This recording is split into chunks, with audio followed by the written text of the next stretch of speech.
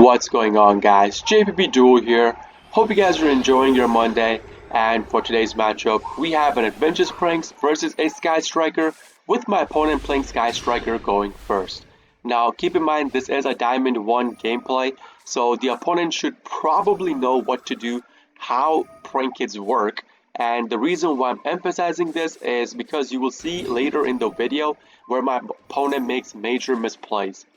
Also, this deck list is a post-Banlist deck list, meaning we are only running one copy of Miamu and one copy of Crossout. And that's the reason why you guys are seeing the Nemesis Corridor in my hand. I'm running the Corridor pack in this, so that way we could consistently recycle the Miamu over and over and over. Now, I have a few other deck lists as well. I have an Invoked Prank Kids. I have I believe it was a Tri-Brigade Prank Kit where the combo extension was pretty crazy. So I did end up building different deck lists to try and test them in ranked matches. Even though Prank Kits by itself can still be tier 1, I just wanted to have more options available to me. That's the reason why I'm doing all these kinds of experiments. So my opponent ends his turn with a DPE on the field and what I believed was a Shark Cannon or a Vidus Anchor on the field. With that, we have to somehow bait out the DPE's pop before we commit to our normal of Prank Kids Roxy's and go into our combo. So to do that, the card I see the best way to do into is the Faithful Adventure in our hand. So we activate the Faithful Adventure, we get our Enchantress, we'll activate the Enchantress's effect to search for our copy of Right, put the Right on the field, and since we had the Faithful Adventure on the field, it will search us for our Draco back, which I will instantly attach and forcefully make him pop his DPE right now. Otherwise, that DPE would be bounced and it would be gone. So he has to activate his DPE right now, and he chooses to activate as well. Good job on my opponent's part. He pops my token. We're okay with this. We do not care about the token. Now we call by the grave the DPE. That means it's not coming back on the field again. Then I go into my normal of Roxy's and we start going into our combo. Now keep in mind, I could have done that, but what I decided to do was, in case my opponent had an Ash Blossom or some kind of negate, I wanted to try to bait that out first. And since we had a monster banished, what ends up happening is we could put the Corridor on the field by recycling the banished monster. And this goes into the Thunder Dragon Colossus instantly. After this, I commit to my normal summon of Roxy's, start going into our combo. I banish the Nib from my hand because, let's be honest, generally Sky Striker players do not push past 5 specials unless they try to OTK you in one turn itself. So that's the reason why I ended up banishing the Nib from my hand and start going into my combo of our Prank Kids Climb. We get our activations. With this doodle-doo, I searched for a Pranks. I already had a Pandemonium in my hand, so I did not worry about all this whatsoever. Now usually if this had happened, our combo would have stopped right here, right now. But again, it did not matter. I had Pandemonium in my hand, that means I only need to get the Pranks in my hand, and the place would allow us to search for another Prank's card to discard off of the Pranks. That way our combo stays intact. So I activate the place and search for the Lamseys. With that, I activate the Pranks, discard the Lamseys, get myself a token, and we go into our second doodle-doo. We activate the Dropsies in the graveyard, chain block with our Prank Kids plays because why not? I just wanted to do it this way because, again, he could have a hidden Ash Blossom. You never know if he wanted to Ash Blossom us randomly in the middle of our combo, because trust me, I have seen that happen. Then we go into battle phase, kill off the opponent's cards, and the reason why I killed off the Shizuku second was because I know he's going to put Ray on the field. If I try to attack into Ray, the Ray is going to go into Kaina. Kaina will negate my attack. So I wanted to pop his field completely before I attack into Shizuku. That way, he cannot negate my attack. At the end, we set down our Pandemonium and try to end my turn, but my opponent activates the Ray to put Shizuku on the field again. We get the Pranks recycle, draw into Instant Fusion, really good card. excellent card for a combo extension. Our opponent's draw phase, obviously pop the Bow Wow Bark. Opponent has no response to this, which is really good for us. Now, this is where it kinda gets extremely weird for us, because if the multi-role activation goes through, that means you cannot respond to your opponent activating any Sky Striker cards.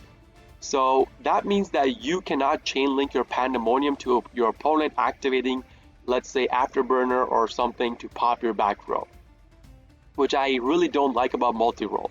But my opponent does that. I decide I don't want to go into my Butler right now because, again, there is the threat of a Forbidden Droplet or Dark Ruler no more happening, so I did not want to go into my Butler preemptively without my opponent putting anything on the field. So I waited. He goes into Rose, Rose goes into Zeke, and with the Zeke, he wants to target my Colossus. So that way, he gets his card draw off. That means he's not locked out of card draws. I was okay with that, don't care about it.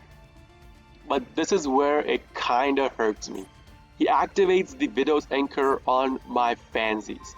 And since the multi-roll did go through, that means we cannot respond to the activation of his Widow's Anchor. So I cannot chain link my Pandemonium to that. So that yoinks my Fansies. That means we cannot go into our Butler combo whatsoever. We still, however, have our Weather Watcher combo. Now this is when it's gonna be really bad for me, because this is when I realized, and my chat called me on this.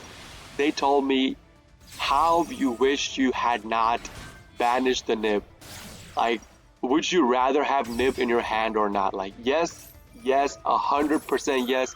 At this point, having the Nib in my hand would have been so useful. But sadly, we banished it, cannot nib our opponent anymore. Now, once he goes into Selene, I realize he wants to go into his Access Code combo to try to pop my cards. So what I end up doing is I go into my Pandemonium, put Weather Washer on the field. Selene activates, it's going to pull a Spellcaster monster, put in defense on the field. And right here, I activate my Weather Washer, and I banish my Meowmoo for this Weather Washer's activation, by the way, because I wanted to have as many bodies on the field as possible. So with this Weather Washer, obviously, we always target the Bow Wow plus the Doodle-Doo in the graveyard and put them on the field. Sadly, my opponent did have a Shark Cannon in his hand, so he ends up yoinking one of the Doodle-Doos.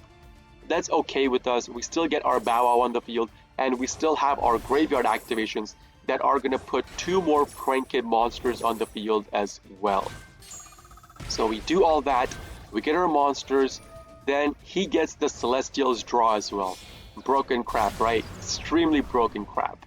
So then he goes into Access Code, activates Access Code, and starts popping cards. So first of all, I don't know if you guys realize what he targeted. Now keep in mind, this is a Diamond 1 gameplay. So technically, they should know how Prank Kids work. Prank Kids has been a top tier 1 deck for quite a while. So you should understand the Prank Kids monsters mechanics, especially Bow Wow and especially Weather Washer's effect. Now this guy, he banishes my Doodle-Doo, which is a Link Wind, to pop my Bow Wow. So right here, he activates to pop my Bow Wow. Obviously, it's not going to get popped. Then he realizes he made a mistake, so he starts popping my back row. That's good for him. Okay, I understand that. Pop the back row. That means I do not get a boost, I do not get a recycle, I do not get a search from my adventure either. He activates the drones, goes into a token, goes into Hayate. Now this is, again, I do not understand why he did this. Now please don't tell me he did this to whack me in the face for as much damage as possible, because he could have done the same thing by attacking into Weather Washer, which is not immune to destruction through battle.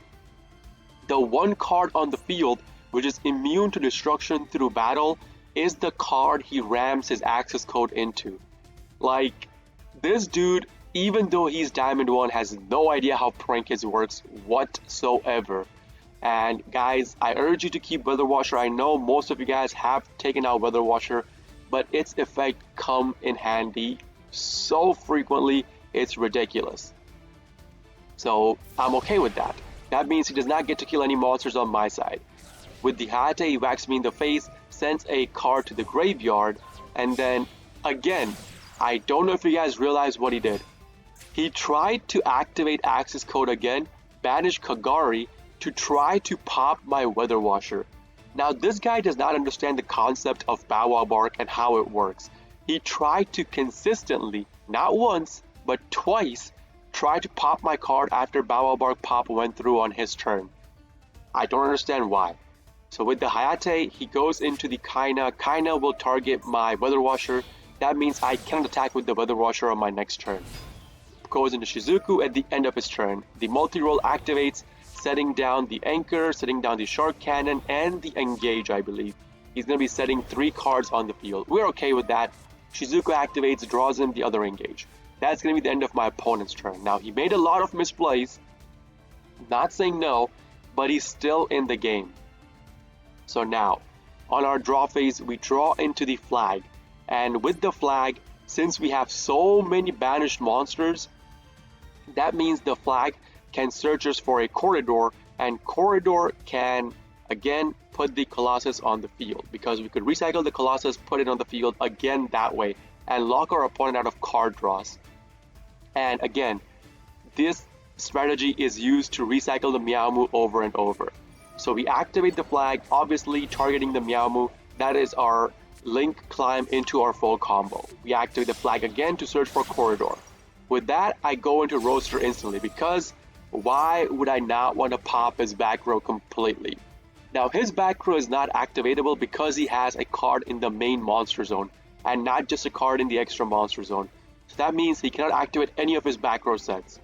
And with this, we get our graveyard activations obviously, and pop our Roaster, popping our opponent's back row completely.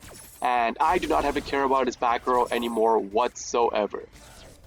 We put a copy of Dropsies on the field and a copy of Lampsies.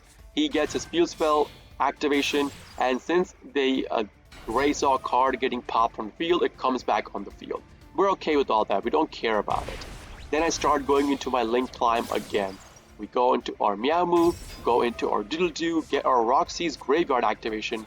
I banish my copy of Right, and I draw into a Forbidden Droplet. Now this Forbidden Droplet could be really good, but what I decided to do was that I probably wanna clear his field complete. Now keep in mind, I had lethal at this point. It's not like I did not have lethal. We had combo extension through Instant Fusion. We could even put Corridor into Colossus on the field. So again, guaranteed lethal. But this was a limit test. I wanted to test my deck even further, see how it does. We were in a commanding lead, but again, I still wanted to go even further. So I decided I'm not going to kill my opponent. We're going to try to hit him for as much damage as possible. So I go into my Boral Sword Dragon, kill off his cards on the field, which will trigger the other Ray to be coming on the field as well. He gets all that, I'm okay with it. Now we go into our combo extension, we go into Rocket Ride. We're going to be activating Rocket Ride, putting our copy of Doodle-Doo plus Bow Wow back onto the field. Now I had a couple different choices. We could have activated the Doodle-Doo to get the pranks back into our hand, which is exactly what I did. And then Bow Wow Bark could be activated on our opponent's turn, and we could, we're not going to be able to combo because we had no Pandemonium anymore, but we could still get a combo starter card in our hand. At the end, I tried to activate my pranks, and he Ash Blossoms the pranks. I am A-okay with all of this. We do not care about all of this. The Seek effect activates, which means our Colossus comes back on the field.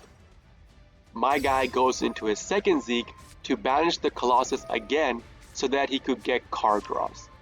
He searches for a Widow's Anchor with the Engage, and then immediately proceeds to activate it to yoink the Boral Sword Dragon to kill off our Weather Washer. Now if you guys are wondering why I did not activate Weather Washer or my Bow Wow, it was because I was at, I believe, 1 second on the clock when all of this was going down. I messed around too much in my gameplay, and I was down to 1 second. That's the reason why I did not activate either Weather Washer or my Bow Wow, and allowed my opponent to pop every card on the field. He activates the Zeke to send the Boros to the graveyard to get some attack. Sets down a card, ends his turn. I'm okay with that. We activate the Corridor, recycle the Colossus, that means the Colossus comes back on the field again. Now this was by itself enough to kill my opponent, so I decided, you know what, why not? I'm just gonna kill my opponent at this point itself. And my opponent had nothing in response, so I kill him and end the game. That's gonna be it for today's video, guys. If you guys do enjoy this kind of videos, please consider hitting the like button, subbing to my channel for more daily prank and video uploads, and if you guys are interested in the live version of all of this, I do live stream on Twitch, twitch.tv/jpbduel. Link along with my schedule and a link to my Discord will be in the video description itself for you guys to check out. This is JPBDuel signing off for today. I'll see you all in the next video. Peace!